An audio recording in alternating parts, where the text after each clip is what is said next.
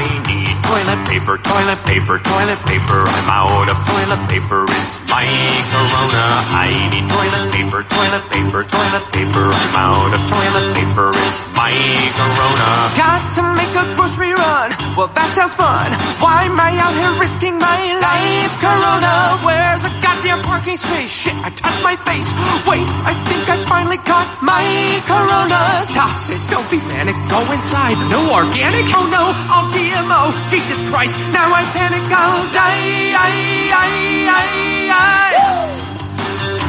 My corona. I'm out of toilet paper, it's my corona. Don't come any closer, I'll mess you up. I'm just coming in for some wipes. Corona, Kroger's full of empty shelves. What the hell?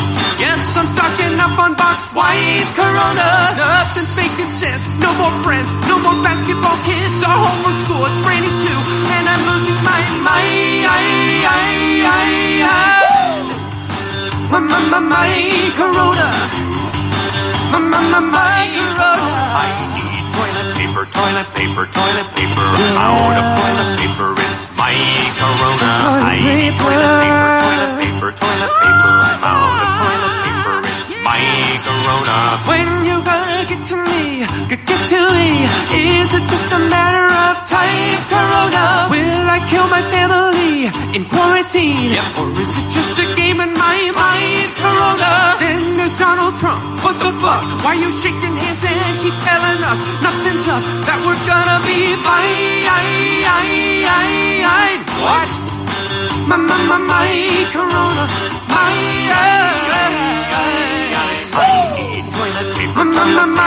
corona. Out of toilet paper. So sick of my corona. Hey. My corona. Out of toilet paper. My corona. That is Chris Mann Music from Chris Mann Music Facebook page. All right, it is Tuesday, March 24th, 2020, and this is the Porthole to Justice, the window to the truth. I am your host, Amelia Duran. Welcome, welcome. I am going to have on today, let's see what's going on here. I'm going to be having on guest, if I can get my, I've got this new iPhone and it doesn't have any buttons. And it's just driving me crazy. Okay, here it goes. I'm going to be having on Don Rufty. He's been on the show before. He's a family rights activist. Okay. What is going on?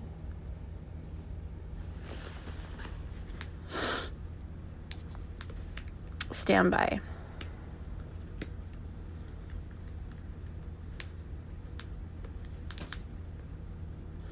He's from North Carolina. He's a...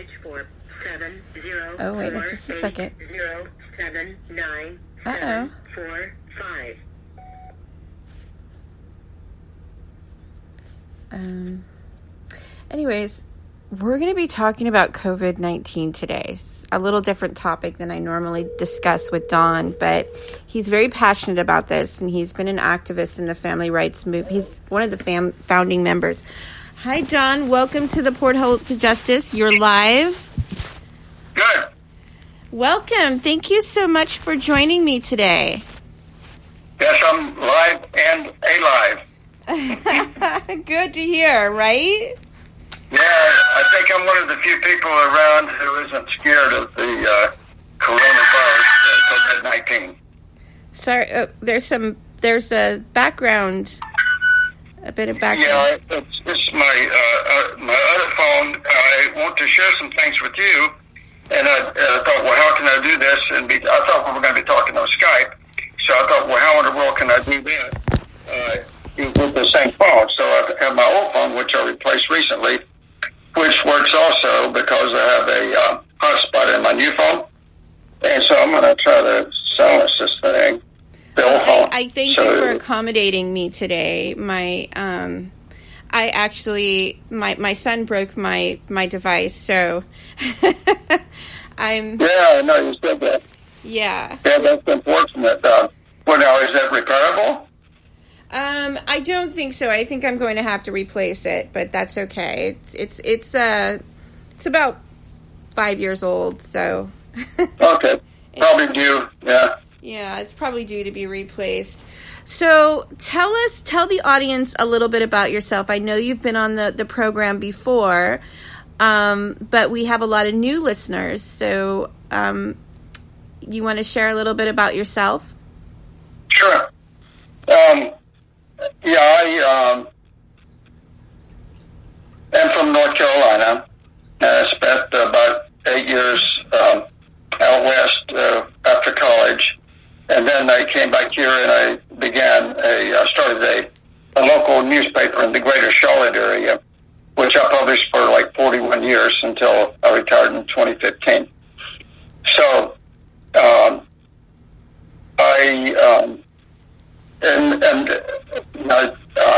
Amelia and I know each other from the family rights movement.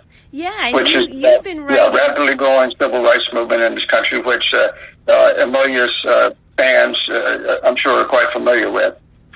And so I have been a very prolific writer in the movement. And also in the Porthole to Justice, you write for the show sometimes as well. Yeah, but now tonight's subject is different. You know, we've been concerned about this, what has been described as the biggest problem in the United States, which is the family court CPS racket, with which the family rights movement is concerned and trying to overcome, and hopefully through President Trump, if we can get him and his Justice Department to act on behalf of the American people. But suddenly, some weeks back, this new problem arose, which has got everybody freaking out, this coronavirus, COVID-19. So that's kind of what we'll be talking about tonight. Now, last week, March 18th, I made a video concerning the virus and a concern that I have about the governmental response to it, which I do not think is very good. It basically, what they've been telling people is, wash your hands and don't let people cough on you and stay home and wear a mask. And at first they were suggesting that would, curtail or minimize the problem. But then they finally got around to acknowledging that all that really will do is to spread the problem out time-wise. It'll slow the spread. My impression or my opinion is that essentially everybody is going to get this virus. And I started doing some research on that just about a week or so ago. Now, Mecklenburg County, which is where Charlotte is, one of the biggest counties, I guess, in the country, quite a populous area, has been releasing daily figures on the number of active cases in Mecklenburg County. And so I began tracking that. All they have been doing is saying, okay, we have 7 cases now. Right now we have 11 cases. I'm going right through these numbers that they've been presenting, and I'm going to show you something interesting about these numbers. Okay, they started like about Saturday week ago, something like that, and they said, okay, we have 4 cases now in Mecklenburg County. Not a big deal, and that was up from 2 the day before. Well, that's a 100% increase in one day. Of course, that could be a fluke. But so then the following day, they had 11 cases. Well, there's over 1 million people in Mecklenburg County, so 11 people, that's not very alarming. But that's a 75% increase from the day before, which followed the 100% increase the day before that. Then it went from 11 cases to 14 cases, all right? And then I started averaging these out. that 100% plus the 75% plus and then I took an average of the days that they had reported.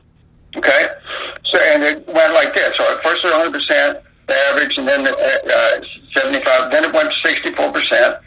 Then it was only 27% increase, but then these are daily increases. Then it was 129% increase, went from 11 to 14 to 32. Then it went to 43. Then it went to 77. Then it went to 106. Well, a lot of people say 106 people, hey, we got over 1 million, big deal. All right? But that's an average increase per day of 68.3%. Well, yeah, if I can just interject really quickly, I think people, they're comparing the number of deaths to the number of deaths from the flu or from suicide. But the concern, what you're really saying is the concern is how quickly it's spreading. Yes, and in that video that I made last week, it describes what I thought all along is the primary reason why it has spread so exponentially. So now listen to this. All right, so the average so far is 68.3% a day. All right, so then I said in about a week, it went from 2 cases to 106 cases. So in about a week, the number of cases multiplied to 53 times as much. Okay? That's starting to sound kind of interesting. At that rate of increase, in about another week, it should be 106 times 53, or 5,618. And about another week after that, 5,618 times 53 is 297,754. So the rate of increase is very alarming. It's ferocious. And then I said, it does not take a mathematical genius to see what I have been pointing out. And I've been reporting this to people every day. All right. Based on their figures, in about 3 weeks, everyone should be infected if they have not already been infected. Then about 6 weeks after that, pretty much everyone should be over it, except those who have died and have long-term effects. At that rate, in about 9 weeks, it should have played out. Okay, so I think that's quite interesting because I don't think they're all saying, well, how long is this going to last? We don't know. Well, at least this is some sort of an idea.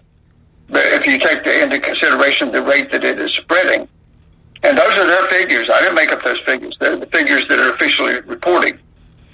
So now I mentioned in that video last week that I became interested in this around February the 1st because they were talking about it. I don't really watch the news all day or anything like that, but I was picking up a little bit of the concern that people were starting to have. And so I thought, well, okay, if I contracted this virus, what would I do about it? And I've been quite interested in health matters since the 50s. So I've read a lot and studied a lot, and I'm an inventor, and I've invented a number of things in regard to health. And so I said, okay, what would I do? All right. My approach is quite different from that of the government. My approach is not just to slow the spread. My approach is to curtail the spread or to minimize the spread. Now, the way that would occur is has to do with the way that the virus affects people. Some people, as I mentioned a minute ago, will die, and then some will get really sick and they'll have permanently bad effects from it. And then some will get something like a bout of the flu, and it'll knock them out for a couple of days and they'll be over it.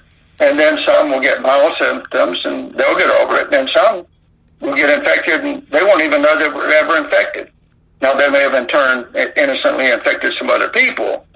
But my point of view is this. Wouldn't it be nice if we could expand that last group, the people who get it and don't even know they had it, or who just have mild symptoms? And I think that is definitely possible. And the way that is possible, it depends upon the person's immune system. All right, some people have